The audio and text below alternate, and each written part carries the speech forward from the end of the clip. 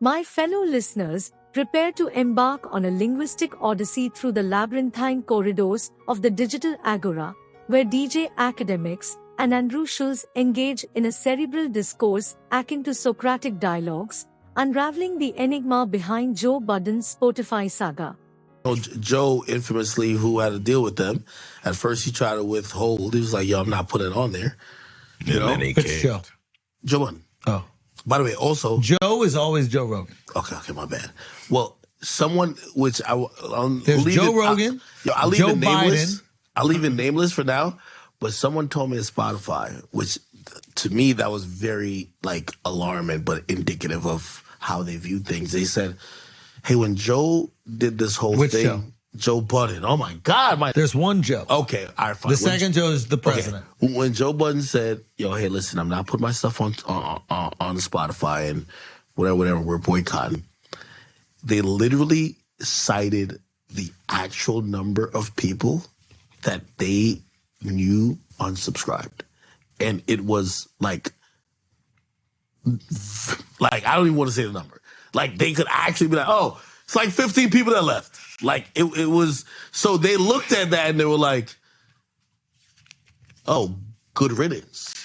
Well, according to what they told me, I don't know. There was a. And by the way, hold on. By the way, I'm not saying that to be an indictment against Joe. No, I know. I think this is a business strategy. I think not even a shot because there's very few people. They're probably saying the same thing. There's very few people that when you first brought your audience here. They've been subscribed for 2 years. You were here for 2 years, motherfucker. Exactly. Right? They've been listening to not only your podcast, other podcasts, music, this and third. Now we're done with you. How many people you think are going to, you could lead a charge hey, leave Spotify. How many people think? Ain't nobody leave. Because I think audio platforms are much less. So it's once you subscribe to an audio platform, it's you're here.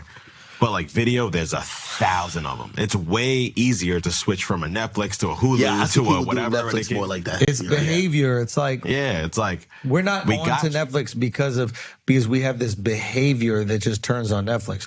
We're on Netflix because they have a show we really want to watch. So they need to keep creating content. With Spotify, the majority of our time on Spotify is with music. So once it becomes our music platform, we'll also listen to podcasts there. So it's very hard for me to unsubscribe to Spotify, which I now listen to music and I listen to all my other podcasts on, or I do whatever I listen to, just because one person left. I'll just go follow that one person to wherever else they go, but I'll also keep this. The loss leader. I just need to get you into the store. Name audio only platforms. Yeah. And by the way, I think this is why they only keep, and if you look at all their exclusives, they're only keeping things for namesake. Rogan, because you can't have Rogan go wide. Can't. You keep Rogan. You keep Call Her Daddy. I think there's two more or so. And after that, everyone else, thank you for your contribution. Yeah, I can't think of Which, by the anyone way, else. Here's the thing. I knew it was going to be that all along. It's almost like it's more beneficial for you for the first time to sign a crazy long deal. It's almost better for you to be instead of 2 years, give me a 10-year deal. You know what's so funny about that? Which I feel like it almost gets off podcast kind of conversation. I remember, me and my lawyers, we would always be talking, and there was a time where even our strategy used to be yo, we want the shortest period of time that we could renegotiate. No, tell them yo, we're here for 20 years. 20 years. You get what I mean? Yeah. We're here for 20 years with the biggest amount of money. Because what happens is that you gave them your whole audience. They realize they love the listening platform. They stay there. They have analyzed out of the statistics. They know they're we'd have these quarterly meetings hey, this is how your audience acts, blah, blah, blah, blah. They are engaged, blah, blah, blah. You'd almost listen, yo, how the fuck do you know my audience more than me? Oh, yeah, we've been tracking you. So now it's all right, cool.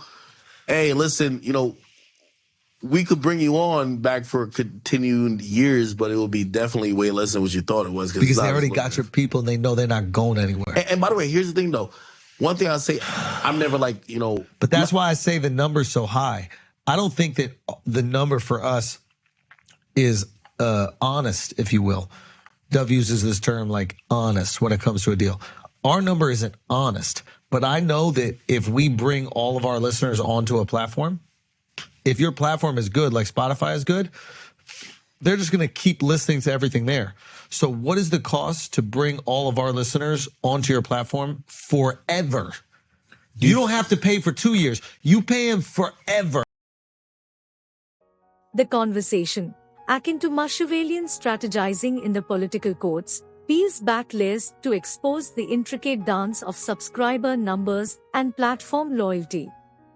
In this digital amphitheater, reminiscent of the philosophical salons of Voltaire, Akademiks, like an informed oracle, unveils the cryptic message from an informant that Spotify, like a Roman emperor in the Colosseum, cast Joe Budden aside due to a significant exodus of subscribers during his initial boycott.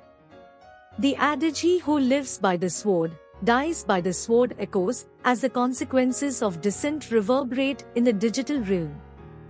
The dynamics of audio platforms, akin to the ancient marketplace cacophony, become a canvas for Akademiks' exposition. The gravitational pull of Spotify's music catalog, likened to the sirens luring sailors, proves to be a formidable force that anchors subscribers even in the face of a podcaster's departure. The adage "music has charms to soothe a savage breast" captures the enduring appeal of Spotify's auditory offerings. The conversation, a modern-day symposium, extends to the strategy of platform exclusivity, reminiscent of the Medici fostering artistic talent during the Renaissance. Akademiks, with the strategic acumen of Sun Tzu, unveils Spotify's courtly maneuvering, reserving the royal treatment for a select few while potentially leaving lesser-known creators in the shadows. The proverb "fortune favors the bold" becomes a subtle commentary on the selective beneficence bestowed by the digital aristocracy. As the orators traverse the intricate alleys of platform dynamics, they arrive at the crossroads of long-term deals.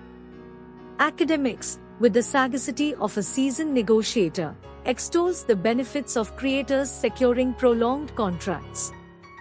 The platform, akin to an alchemist transmuting base metals into gold, gains not only the content but the invaluable knowledge of audience behavior. The adage "forewarned is forearmed" becomes the guiding principle as creators bring their followers into the digital citadel. The discourse between DJ Akademiks and Schulz unveils a crucial nugget of wisdom akin to the oracle's revelation, emphasizing the advantages of creators securing long-term deals with platforms, particularly the Spotify colossus. In the grand tapestry of digital creation, the concept of longevity in contractual agreements emerges as a modern-day Excalibur, a powerful tool wielded by creators to carve out a kingdom within the digital realms. DJ Akademiks, donning the mantle of a seasoned strategist, enlightens the digital denizens on the manifold benefits entwined with these extended commitments. Firstly, the prolonged commitment of creators to a platform becomes a Trojan horse, allowing them to usher their legions of followers through the formidable gates of Spotify.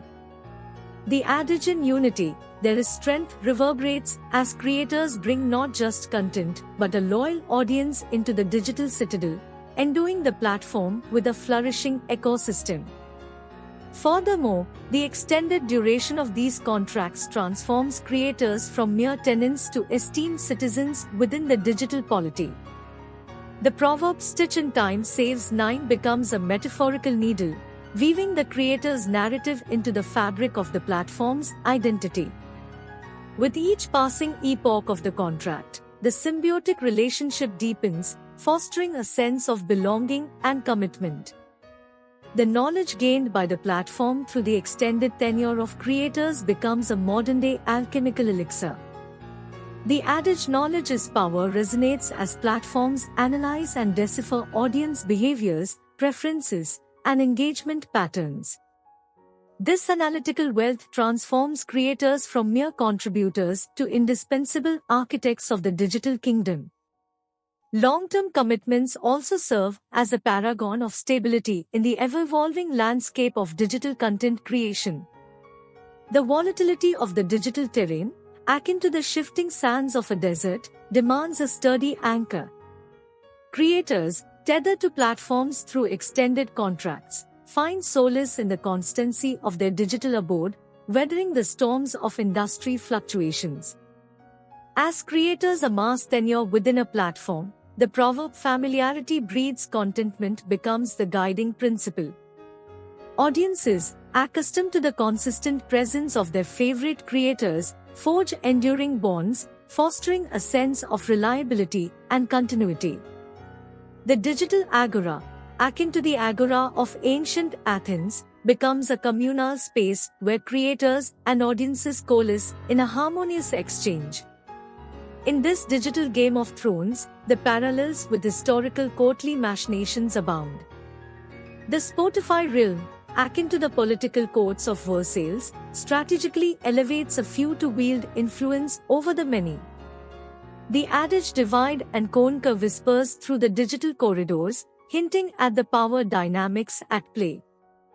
In conclusion, the discourse between DJ Akademiks and Andrew Schulz becomes a contemporary tapestry woven with threads of ancient wisdom and modern strategy.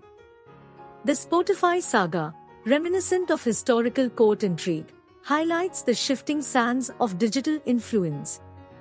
As the virtual curtain falls, the audience is left to ponder the enduring lessons from this digital symposium, where the dynamics of power, loyalty, and strategy create a mosaic that echoes through the annals of the digital agora.